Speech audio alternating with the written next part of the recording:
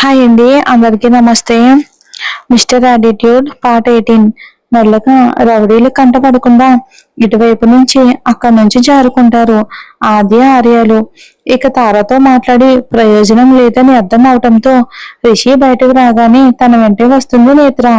హాస్పిటల్లో బెడ్ మీద ఉన్న తార ప్రవర్తనతోనే తను ఏంటో అర్థమవుతూ ఉండగా తనను అక్కడే వదిలేసి ఎవరు మా నాన్న వాళ్ళు పిల్లల్ని వెతికే ప్రయత్నం చేశారు. ఆర్య ఆద్యాల్ని. రిషి కిందకు వచ్చి కారు తీస్తూ ఉంటే పక్కనే ఎక్కి కూర్చుంటుంది నేత్ర. తన పక్కనే కూర్చున్న నేత్రాన్ని చూసేసరికి అప్పటికే తను పిల్లల గురించి టెన్షన్ పడుతుంది అని నేత్ర వాడిపోయిన ఫేస్ చూసి రిషికి అర్థం అవటంతో చాలా బాధ కలుగుతుంది రిషికి. పాపం ఆ క్షణం ప్రతి చోట వెతుకుతూ దారిన పోయే వాళ్ళను అందరినీ ఫోన్లో ఉన్న ఆర్య ఆద్యాల ఫోటో చూపించి అడుగుతూ ఉంటారు, ఎక్కడైనా చూసారా అని చాలా ఆశగా. ఎవరిని అడిగినా ఒకటే జవాబు వస్తుంది, బదులుగా లేదు, ఎక్కడా చూడలేదు అని. ఇంకా ఏ చిన్న క్లూ కూడా దొరకకపోవడంతో అసలు ఏమీ అర్థం కాదు రిషి నేత్రాలకి. అసలు ఏం చెయ్యాలో అన్ని దారులు కూడా మూసుకుపోయాయి. చాలా బాధ అనిపిస్తుంది వాళ్ళకి. పిల్లలకి ఏమైందో అన్న టెన్షన్ ఒక పక్క కలవరానికి గురి చేస్తూ ఉంటే రకరకాల ఆలోచనలు చుట్టుముట్టేస్తూ ఉంటాయి వాళ్ళ చుట్టూ. కనిపించిన ప్రతి మనిషిని షాప్స్ లో మొదలుపెట్టి బ్యాంక్ వరకు అన్ని అయిపోయిన తర్వాత కాళ్ళు తనకి సహకరించకపోవటంతో అక్కడే కూర్చుండిపోతుంది నేత్ర రోడ్డు పక్కన ఉన్న బల్ల మీద.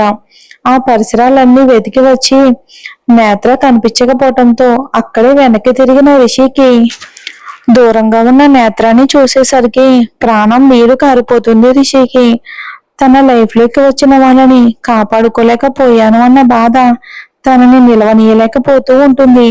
నేత్ర వైపు మెల్లిగా అడుగులు వేస్తాడు రిషి. నేత్ర దగ్గరకు వచ్చి చూస్తూ తన కళ్ళల్లో నీళ్లు సుడులు తిరుగుతూ ఉంటే కష్టంగా నేత్ర అని పిలుస్తాడు బాధ నిండిన గొంతుతో రిషి. తలెత్తి చూస్తుంది నేత్ర. నేత్ర కళ్ళల్లో ఇదివరకు తన మీద ఉన్న కోపంలో ఇప్పుడు ఆందోళన మాత్రమే కనిపిస్తుంది ఆ స్థానంలో. రిషి గుండె బరువెక్కిపోతుంది అలా చూసి తనని. మరి నిజమే కదా, తనకి పిల్లలు అని తెలిసి కొన్ని రోజులు మాత్రమే అయ్యింది రిషికి. కానీ ఎన్నో కష్టాలు పడి వాళ్ళని కని పెంచి ఉంటుంది ఒంటరిగా నేత్ర. మరి తన మనసు ఇప్పుడు ఎలా, తను అర్థం చేసుకోలేనిది తన బాధ. అవన్నీ తలుచుకుని అక్కడే నేత్ర ముందు రిషి మోకాళ్ళ మీద కూర్చుని నేత్ర రెండు చేతులు పట్టుకుంటాడు. రిషి ఏం చేస్తున్నాడో కూడా తనకి అర్థం కాకపోయినా తన ప్రమేయం లేకుండానే నేత్ర రిషి చేతులు పట్టుకుని మన పిల్లలు దొరుకుతారు కదా, ఆర్య ఆద్యాలకి ఏమీ కాదు కదా అని అడుగుతుంది నేత్ర రిషి వైపు బేలగా చూస్తూ. తల పైకెత్తి చూసి నా మీద నమ్మకం ఉంది కదా అని అంటాడు రిషి. హా అని అంటుంది నేత్ర. ఖచ్చితంగా దొరుకుతారు, ఇంతకు మించి ఏమీ ఆలోచించొద్దు, ఆ నమ్మకం అలాగే ఉంచు అని రిషి అనగానే తన మొబైల్ రింగ్ అవుతుంది రిషిది. మొబైల్ రింగ్ అయిన సౌండ్ కి నేత్ర ఈ లోకంలోకి వచ్చి ఒక్కసారిగా పైకి వేస్తుంది రిషికి అంత దగ్గరగా ఉండటంతో. రిషి లేచి కాల్ ఆన్సర్ చేయటంతోనే అటు నుంచి అన్నయ్య అని పిలుస్తాడు మహి. ఆ చెప్పు మహి అని రిషి అనగానే అన్నయ్య ఎక్కడున్నారు, త్వరగా రండి అని అనడంతో మహేంద్ర చెప్పింది విని రిషి సరే సరే ఓకే వస్తున్నామని అంటాడు. ఏమైంది అని అడుగుతుంది నేత్ర. ముందు నాతో రా నేత్ర అని నేత్రాన్ని తీసుకుని రిషి ఇంటికి స్టార్ట్ అవుతాడు. దారిలో నేత్రకి రిషిని నోరు తెరిచి అడగాలంటేనే భయం వేస్తుంది, ఏం సమాధానం వినాల్సి వస్తుందేమోనని. ఇంటి దగ్గర కారు ఆగగానే నేత్రకి ఇంట్లోకి వెళ్ళటానికి కూడా ఓపిక లేకపోయినా ఎందుకో భయం వేస్తూ ఉంటే రిషి వైపుకు చూస్తుంది. రిషి నేత్ర చేపట్టుకుని లోపలికి తీసుకుని వెళ్ళేసరికి గుమ్మంలో వీరేంద్ర రెడ్డి గారితో సామ్రాజ్యం గారితో మాటలు చెప్తూ ఉంటారు ఆర్య ఆద్యాలు. తను చూస్తుంది నిజమో కాదో అనుకుంటూ సంతోషంగా పరుగున వెళ్తుంది నేత్ర పిల్లల దగ్గరికి. ఆర్య ఆద్య అని అరుస్తూ మా అమ్మ అని ఇద్దరు కూడా వచ్చి హక్ చేసుకుంటారు నేత్రాని. నేత్ర వాళ్ళ దగ్గరికి వెళ్ళి ఫేస్ అంతా ముద్దులు పెట్టి ఇద్దరిని కౌగులించుకునేసరికి మా అమ్మ అంటూ చుట్టేస్తారు వాళ్ళు కూడా. వాళ్ళని చూస్తున్న అందరికీ కళ్ళల్లో నీళ్లు తిరుగుతాయి. ఎవ్వరికి మాటలు రావు. ఆ క్షణం రిషి కూడా వెళ్ళి ఆర్య ఆద్యాలను నేత్రతో కలిసి చుట్టేస్తాడు. డాడీ అంటూ అతుక్కుపోతుంది ఆద్య వెక్కిళ్ళు పెడుతూ. ఏమైందిరా నా లిటిల్ ప్రిన్స్ కి? ఇంకేం కాదురా, డాడీ ఉన్నాడు కదా అంటాడు ఆద్య తల మీద కిస్ ఇస్తూ రిషి. డాడీ పెయిన్ వస్తుంది అని చిన్ని పొట్టను పట్టుకుని చెప్తుంది ఆద్య. ఏమైందిరా అని రిషి కంగారుగా చూస్తూ ఉంటే ఏమీ తినలేదు, ఆకలికి నొప్పి వస్తుంది అని అర్థమయ్యి అత్తయ్య ఫుడ్ రెడీగా ఉందా అని అంటుంది నేత్ర. ఆ విషయమే మర్చిపోయాను, పిల్లలు అసలు ఏమీ తినలేదు. ఆ దుర్మార్గులు ఎవరో కానీ ఇప్పటి వరకు ఆకలి అంటే తెలియని పిల్లల్ని ఇంత ఇబ్బంది పెట్టారు. వాళ్ళ చేతులు పడిపోను అని లోపలికి వెళ్లారు కంగారుగా సామ్రాజ్యం గారు. ఆర్య ఆద్యాలను ఎత్తుకుని రిషి లోపలికి తీసుకుని వెళ్ళి డైనింగ్ టేబుల్ దగ్గర కూర్చోబెడితే నేత్ర ఇద్దరికి కూడా ప్రేమగా భోజనం తినిపిస్తుంది. ఆ శివారెడ్డికి ఇంత ధైర్యం ఉండాది అని నేనైతే అనుకోవట్లేదు. ఇంకెవరు మనకు అంతగా శత్రువులు లేరు. పిల్లలకు అపాయం తలపెట్టడానికి వచ్చుండారు అంటే ఇది కనుక్కోవాల్సిందే అంటారు వీరేంద్ర గారు. నానా వాళ్ళని నేను చూసుకుంటాను అంటాడు రిషి. లేదు రిషి లేదు, మీ నాయన శివుణ్ణి పాటికే వాళ్ళని పట్టుకోవడానికి పంపునాడు అంటాడు సాంబిరెడ్డి. చిన్నానా వాళ్ళు నాకు ప్రాణాలతో కావాలి అంటాడు రిషి. రిషి నువ్వు ఇందులో దూరడం నాకు ఇష్టం లేదు, ఏదైనా సరే మాతోనే ఉండని అంటారు వీరేంద్ర గారు రిషితో.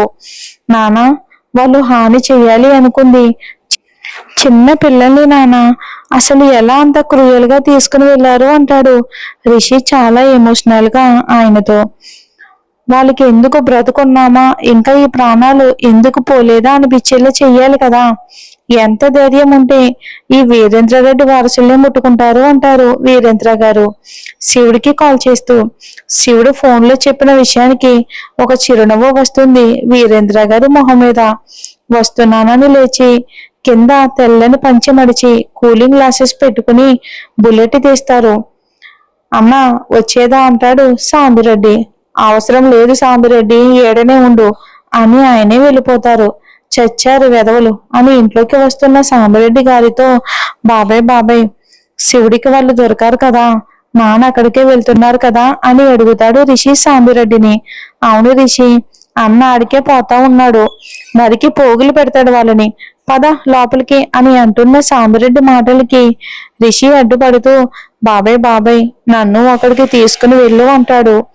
రిషి ఏమంటా ఉండవు రిషి, మీ నాయన అన్నది విని ఉండవు కదా అని నొసలు మడిచిన సాంబిరెడ్డి మాటలు ఆపేసేలా బాబాయ్ నన్ను ఇప్పుడు అక్కడికి తీసుకుని వెళ్తున్నావు అంతే ఇంకా అనేసరికి సాంబిరెడ్డికి రిషి మాటలకి ఒప్పుకోక తప్పదు.